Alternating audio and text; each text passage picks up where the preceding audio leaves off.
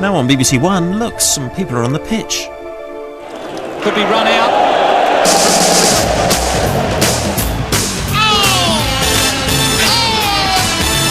Oh, I see. Oh no! Oh! And look at that! Have you ever seen anything like that? And here comes Hurt. He's got some people on the pitch. They think it's all over. It is now.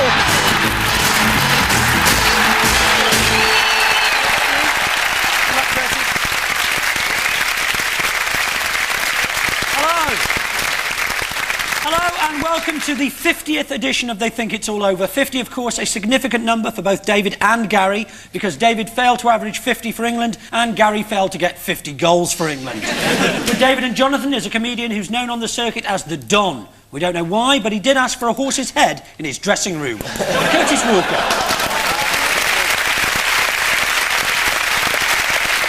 With Gary and Rory as a former world champion runner who knew his career was over when he collided with an old woman in a pushchair while out training. She ran into the back of him as she tried to overtake. Steve Cram.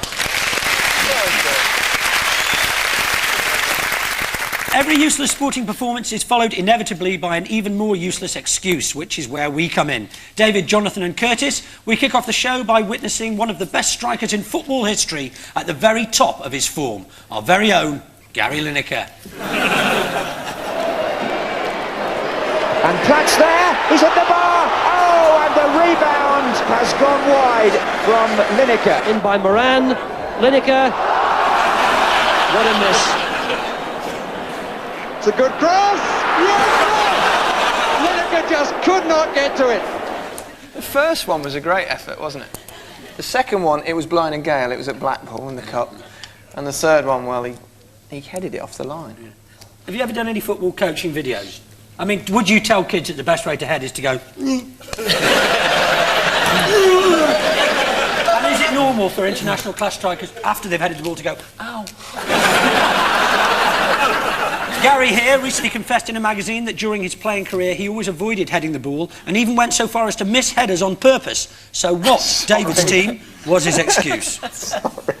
Sponsorship, looking a nice shampoo, wash and go. Great. And Bobby Charlton was one of the top scorers and he headed the ball a lot. Maybe he's frightened he'd have to do a comb over. You just see Gary with that? Yeah. No? Oh, you know, something's occurred to me. He's looking at that tape there and seeing, Gary captured on video for all time, a young, prime man in the full vigour of youth. Quite beautiful in a butch way and running free and proud, his legs churning like steam piston engines as if they'd been designed by Isambard Kingdom Brunel. And look at him now, a wrinkled, foul-smelling... And I feel there must be a torment. Now, his face as wrinkled and as crunched up as the crisps he so shallowly promotes. I think we should spare a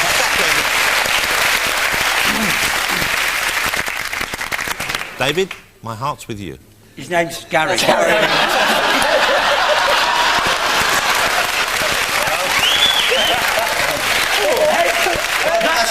showbiz.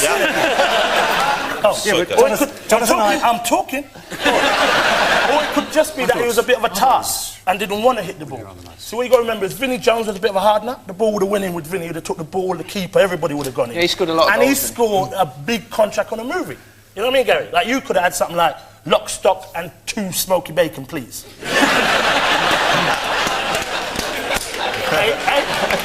Is it just because he is a big old girl, frankly, and when he comes to hard ball, he doesn't want to look it in the eyes and he just doesn't want to act like a big old lass. David, how many runs did you score heading the ball in cricket? Well, a few, I would have thought. I was going to say, if he's had 5 headers in his career, that was 1 innings against the West Indies. It was fear of the ball. He's trying to avoid brain damage. Yeah, I'll give you 3 prejudice his future career in broadcasting. I'll give you 3 points for that. Yeah, here is one of Gary's victims in that clip, John Barnes, with the answer. I read in Wildlife magazine that the reason he missed that header was that he was told or he fears for brain damage in later life. Throughout his career, Gary hasn't been the bravest player, to say the least. And when he saw, I think his name was Anika Rice coming in, it was a choice between getting a little bit hurt or getting England through to the semi-finals, and we all know the outcome of that. There you have it. It is confirmed Gary Lineker is a wuss and a great big cowdy custard. Now, our crew were just leaving when John Barnes called them back to make one more point. Gary has also said that he felt that he needed his brain power for future life, and I'm an avid fan of the program and I watch it most weeks, and I'm afraid it's wasted on you, Gary. You're just jealous. Let's clear one thing up. Because he got to do the rap on the England song and you didn't. You've got to move the ball, you've got to run and get in. Now, Gary's not the only footballer to come up with a plan to preserve his brain for future use. Paul Gascoigne's preserving his by pickling it in alcohol. When he started his broadcasting career, the BBC sent Gary to a voice trainer for 8 weeks because he was so dull. OK then, Gary, let's hear something in your new, interesting voice. No, carry on. There we go, that was money well spent, wasn't it? So, Gary, Rory and Steve, your question concerns the American sprinter who's made third place his very own, Dennis Mitchell. Long goal, but he got them away quite well, and Mitchell's going well. He got a very good start indeed. He's been injured. Effiong was slowly away, and Ray Stewart is going well as they come into the line. Mitchell wins. In second place, Stewart. Mitchell proved to the coaches and the doctors he was fitted up, and he's looking it too. That was Dennis Mitchell winning a heat at the World Championships of '93. Now, last year, Mitchell failed a drugs test through having an excessive amount of testosterone in his body. So how did he explain this away at the disciplinary hearing, Gary's team? Why is it people who take drugs are always useless? David?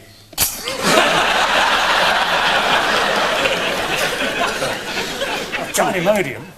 Imodium. Well, you'd always be back to Pavilion quick enough, wouldn't you, by the time it worked? I heard that you'd ended the marathon. Did you? Took you a week to get the peanuts out your foreskin, though.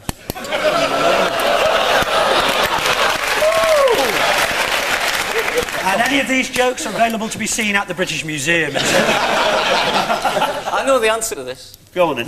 Give it us. He was standing next to Joe Brown. And it is a heck of an excuse. Yeah. Actually, he rang me up for it. Actually, it was a heck of an excuse. For the drugs or what? For the answer? The night before, he'd had 3 bottles of Budweiser, I think it was, and then had sex with his wife 5 times during the night. And that was the reason when he woke up in the morning, he had a very high testosterone level, and that was the reason for the test. Absolutely right, for 3 points, yeah. And they believed it. I happen to know that's complete just nonsense because I shagged his wife 5 times a night once and I was limp as a rag the next day. Yes, the reason Mitchell successfully gave for having such a high level of testosterone was that he'd spent the entire night before engaged in an 8-hour sex session with his wife. He told the American Doping Board it was her birthday. The lady deserved a treat. What a sad case. All British athletes are now required to provide samples for laboratory analysis. After the last Olympics, every single British athlete tested negative for gold. One of the major performance-enhancing drugs on sale to athletes is gonad atrophin, so named because it atrophies the gonads. It does exactly what it says on the tin. At the end of that round, Gary's team have 3 points and David's team have 3 points.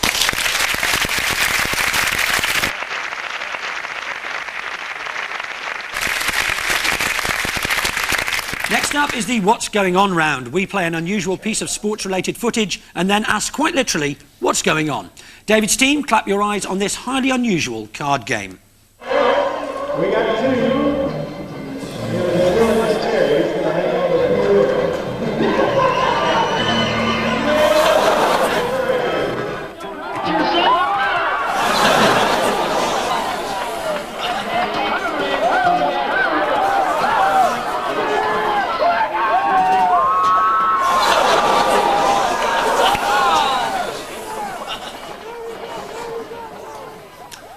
That's the problem. Sometimes you turn up at the last minute at the sporting event and you have to take whatever seats are left available.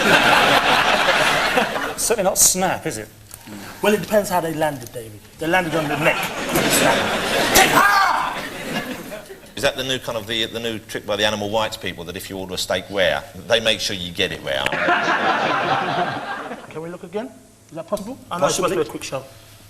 Like now, at the end of it, this guy, see him with the chair? Yeah. He actually tries to stop a bull with a piece of MFI chair. It's scary. It's like David Gower trying to stop a cricket ball from the West Indies with a bat. Yeah. You know? Never happened in a million years. Never No point in trying. No point. No, it's just stupid. You're playing a card game, and it's a redneck thing to sit there. It's a sort of tough, hard thing. Tough. If you stay there, you're. What would the game? Are they playing? Sort of poker, but it's. Yeah, that's basically it. I'll give you 3 points for that. Cowboy poker. Yeah, it is in fact the Texan sport of cowboy poker, where a quiet game of cards is rudely interrupted by a raging bull. The last person to stay seated at the table is adjudged the winner. The most famous bull in cowboy poker history is the legendary El Diablo, who kicked cowboys rather than headbutting them, because he was saving his brains for a career presenting...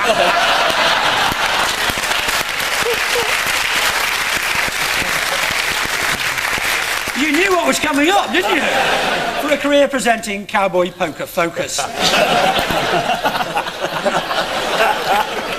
Gary's team, I don't know if you'll recognise her from the front, but here's Anika Rice. What we want to know is, why is Anika criticising cricket so strongly? From a very personal point of view, you know, cricket's quite a dodgy sport to watch. So I really do think there are a few problems with cricket, and it's a bit like fishing. In fact, it's almost like a conspiracy theory. You know, what's going on out there? Is it just to get out of all the sort of Saturday chores? But I do think that the one-day cricket is a feminist masterstroke. You know, you can watch it in a comfy chair, you're surrounded by lovely athletic people, and it's all over in time for a gin and tonic and blind date. And I think this is the selling point. Those are oranges she was hitting. Yeah. So she was taking the pith. It's nice to see. No, it's nice to see women get involved in cricket, isn't it? Because you want someone to make the tea and do the sandwiches and get the grass stains out there. Oh no! Don't clap him, for God's sake! And to help Jeff Boycott unwind. So challenge Anika. Challenge Anika? Want to come up with a decent England side? I mean, it was something to do with the oranges, wasn't it? The sponsors were outspan, weren't they? And she came out with that. For what? For the World Cup. She was trying to make cricket more interesting for even women. For women in the World Cup. Yeah, I'll give you 3 points for that. She said that herself. Amazingly, that was Anika Rice actually promoting tomorrow's Cricket World Cup and coming up with reasons why women should find cricket really fascinating. Anika Rice said the only good thing about one-day cricket is it's finished in time for a gin and blind date. David here, of course, was usually finished in time for a gin, and Richard and Judy. And at the end of that round, Gary's team have 6 points and David's team have 6 points.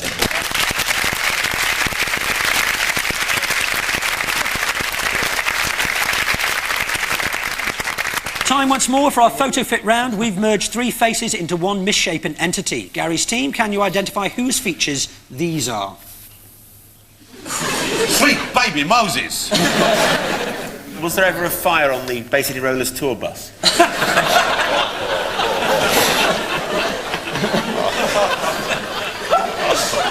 No, central heating. Is it someone who's just resprayed their eyes? It's not Paul Mariner looking through a piece of ham, is it? It's not what? Paul Mariner. You remember him, don't you? Yeah. No, I saw him last week. What was he doing? Looking through ham. Is it the provisional wing of Valerie Singleton? Such a bizarre idea. Tiger Woods at the bottom. Tiger Woods, yeah. Tiger Woods at the bottom. The hair is a... Keegan? No. Virginia Wade, the hair, isn't it? No. No ideas? No. Not many. OK, let's split it up and see who it is. It is, in fact, Glenn Hoddle, Gareth Southgate in that Pizza Hut commercial, and Tiger Woods. Glenn Hoddle says he's terrified of dogs and won't go near them following a horrible experience with an Alsatian. Obviously, that was in his previous life as a cat. Since he missed that famous penalty, Gareth Southgate has taken on a monthly column in Goal magazine. Well, it's not actually in Goal magazine, it's just to the right of it. David's team, 3 sporting figures for you to make out. The bull's horns. Would that be Alejandro, the most famous bull in Spanish bullfighting, who took out 73 of the finest, including El Cordobés, before retiring to Malaga, where he now runs a very popular tapas bar? No, that was last week. The middle bit looks familiar. I think it's Des. Dirty Des Lynam. Well, Yeah, I'll give you a point for Des, yeah. The chin bit. Leon Spinks? No. Peter Beardsley then. Yeah, Peter Beardsley. Peter Beardsley, you've got Peter, and the top bit is the devil himself. It's Beelzebub. Or one of the... Literally, Lord of the Flies. One of the minor demons, Baphomet? No, no, it's none of them. You sure it's not Baphomet? No, it's definitely not that. He sends his best, by the way. Thank you very much. I'm going to hand it across in a minute. The whole thing's Robin Cook. He does well, considering, doesn't he? I've seen that picture, and I think it's Phil Tufnell. Phil Tufnell, I'll give you a bonus point for that. Let's spin it on just up under the right. Yeah, Phil Tufnell, Des Lynam and Peter Beardsley. In 1994, Phil Tufnell was convicted of actual bodily harm. As an England cricketer, he was terrified of going to prison because he knew he'd keep dropping the soap in the shower. Des Lynam was recently in hot water with the tabloids for having a relationship with his neighbour. He popped round there every week for 2 years, except when he was on holiday when Ray Stubbs filled in for him. And at the end of that round, Gary's team have 8 points and David's team have 8 points.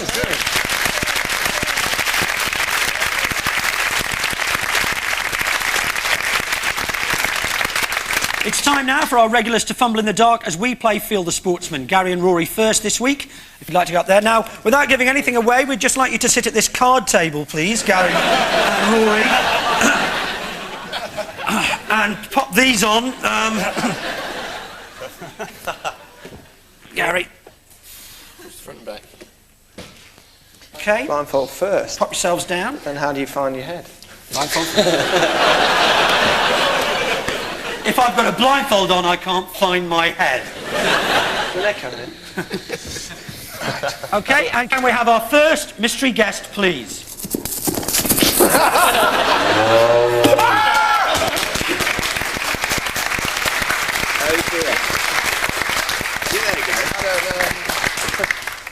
And you can start feeling now.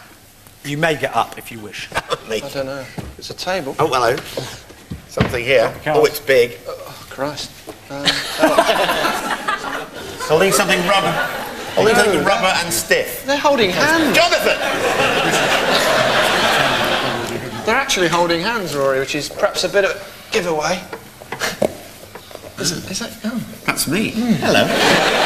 Shall I have a game of arm wrestling? Yeah, let's make an arm wrestling. God, you're strong. That's not me.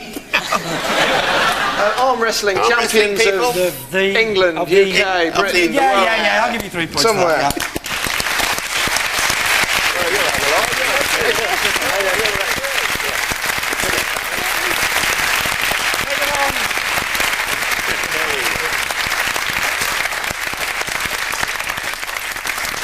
yeah. OK, David and Jonathan, if you'd like to pop up there. OK, take your positions. Blindfolds on. And can we have our second mystery guest, please?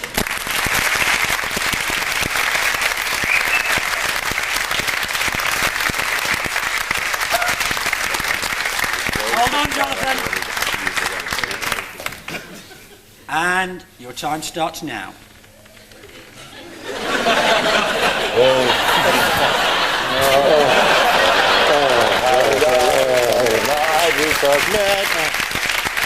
You got a lazy lob on there, didn't you? I can feel it. Yeah, we're happy now. Whoa! Oh, hang on. I don't know who it is, but he's confident enough to be flying a kite indoors. So no, it's a large crisp, a papa dog. Oh, wow. Oh, I'm liking this. Must be a strange route you logged. Careful, Jonathan! Oh, hey! She was dead when I arrived, officer. Excuses. It's Sir Francis Drake, and I think I felt his golden hind. How many world champions have you got in yachting? There's a fellow from Hampshire. Could be. Sort of young, sort of, well, sort of... what is it, Whoa, on lasers? Yeah. It's a yacht. How long have we got? It's a Formula One racing driver. I'll do. Ben? Yes? Am I still in the studio? There's no...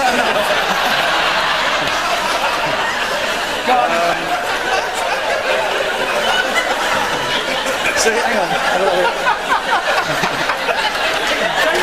TV chef's first name. I think that might be need some help getting home. Ben Ainsley. Ben Ainsley's correct!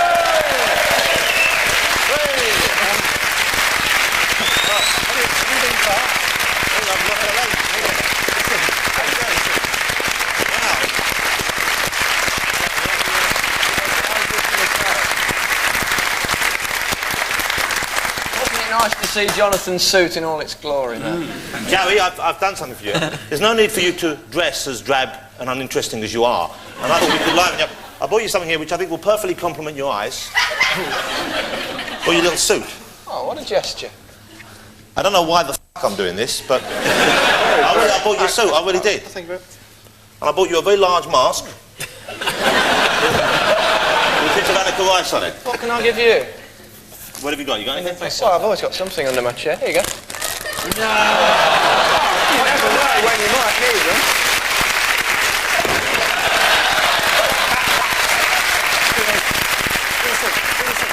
I did buy you that suit. Are you going to wear that suit? It's nice, I like it. It's nice, No, I like it. I do like it. I will wear it. Only a jacket. I will wear it on the Football Focus the Saturday after this show. I'm not watching any of your shows. You need to transfer any water because I'm getting dry. There you go. Well, you almost caught that. That would have been a first. So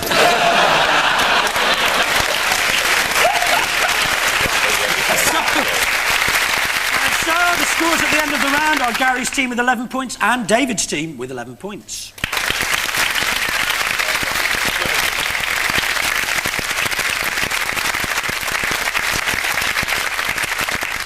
We end, as usual, with the name game. This week, the answers are all names of teams. The leaders go first, but as we're level, you get the alphabetical honours. Would you pass those to Jonathan, please? God bless you. And as many names as you can in the next 90 seconds. And your 90 seconds start now. All right, it's a football team, and their nickname is, I believe, a practice some homosexuals would do. George Michael was called out. You go in the toilet, sit down, there's a hole about this high. I believe it's called the glory hole. We'll just give in now. It's fine. No, they're owned by a bloke who owns Harrods, and he's... Yeah, you got him. Okay, all right. This team, one of these players is sleeping with one of the Spice Girls, and when David Beckham finds out, he's going to be very cross. Well done.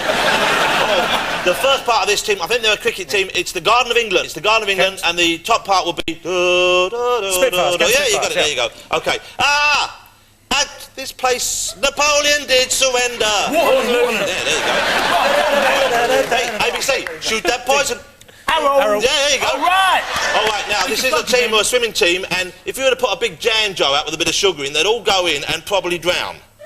Wasp. Yeah? Bees, wasps. That's right, and if you were losing your hair and you would put something in your head, you would have your... You would have your... Toupee wasp. You would have your... No, you would have your... Oh. Syrup? No, you would have your... Wasp wig. No, not wasp wig. I've done wasp. You would have your thingy there. You would have your... wig on. Oh,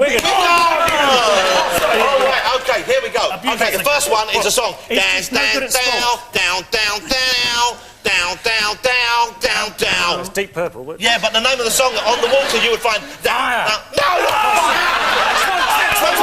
Okay, the second one is another band. All right now, woo, baby, yes, I'm all right now, and I'm born free. Yeah, and the last bit is where people speak with a duff, and it's where Frank Skinner comes from, and it's a place near Kidminster, and it's about 2 hours from London, north.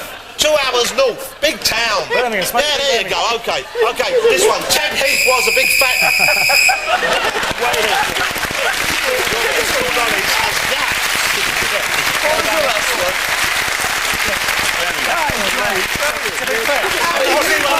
I love your description of Birmingham. If some tourist comes up to you and asks where Birmingham, and you go, near Kidderminster. Go to Kidderminster, you can't miss it. My reach extends my grasp. What was that? Okay, you moved on to 18, so you need 8 to win. Good luck, Rory. Not feeling too good, but I think you'll be feeling good afterwards. Let's go for it. 90 seconds starting now. German team, everyone's favourite team in England at the moment. Bayern Munich. Country to the west of England, not a bit dozy. They're like sheep there. America. America. Wales.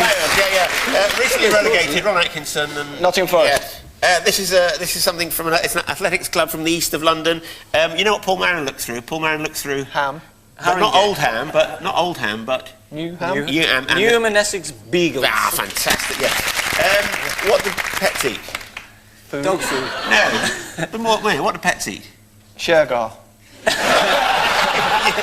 Okay, chum. Pedigree. Pedigree what? Chum, pedigree. What do pets eat? what do humans eat? Humans eat human foods, don't they? Yeah. Pedigree, animal food. Pet food. This is something you really loathe, apparently. He's always saying, oh, I loathe Heading the ball. No. It's the punters. Hancock. The people we do this for. Yeah, Christian, name of the public? Joe. Correct. What was that? This is a Scottish team. Cheggers' name. Keith. Keith, very good. Dry. You know when you're doing your washing, when he's doing. Stop hitting me. You got it. So the scores at the end are Gary's team with 18 and David's team with 18. No! Baby Moses! So the scores are level, which means not only inevitable complaints after the show from Gary, but also that it's tie-break time. Can you bring that table back, please?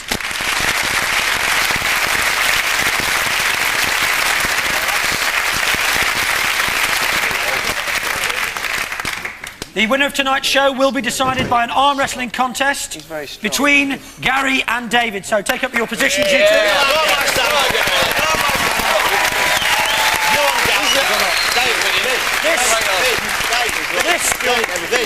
This is a competition not unakin to Felicity Kendall having a fight with Wendy Craig.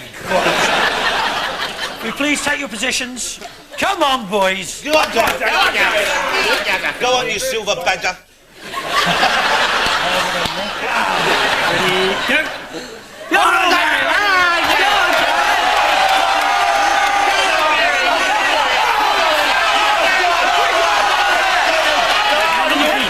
Get him! Oh, keep the boys.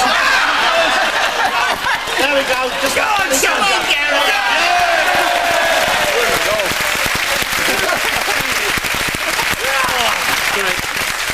Thank you, sir. He's the daddy. He's the daddy.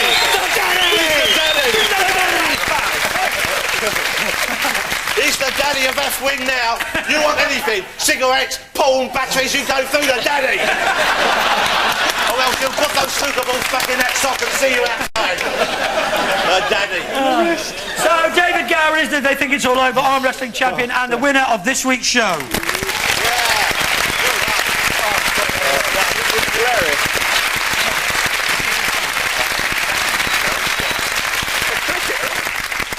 So our thanks to David, Jonathan and Curtis, Gary, Rory and Steve. We're all off to see if we can get a black market ticket for the Scotland-Bangladesh World Cup game. My name's Nick Hancock. I think it's all over.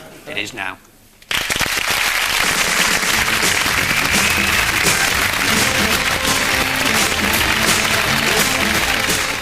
Don't miss the new series of They Think It's All Over, starting on Thursday the 20th of April at 10:20 on BBC One. Film drama on the way tonight. George Papard stars in The Ground Star Conspiracy after the weather.